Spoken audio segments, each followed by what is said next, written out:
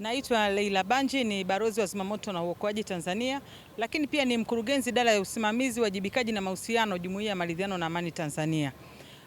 Leo ni siku ya Zimamoto Day, siku ambayo tunawakumbuka wenzetu kule nchini Australia ambao walipoteza maisha. Labda kwa historia kidogo, kwa nini tumewakumbuka? Kulizuka moto nchini Australia katika mji wa Victoria kwenye msitu mkubwa ambako walipambana na moto kwa muda wa wiki, lakini hawakufanikiwa kuuzima. Wakaomba msaada kwa wenzao wa mji wa Linton. Kwa hiyo wakaja pale, wakati wakiwa wanajitahidi kuzima ule moto, upepo ulibadilisha uelekeo na kwenda kuwazingira. Kwa wale watano wote walipoteza maisha.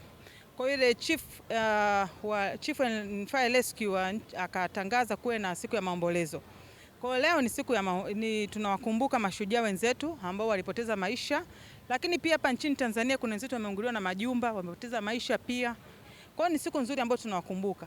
Lakini kwa nini pia? Tunakumbuka pia kwa kutoa misaada, kwa kukumbuka watoto yatima, wenzetu waliopata madhira ya moto hospitalini.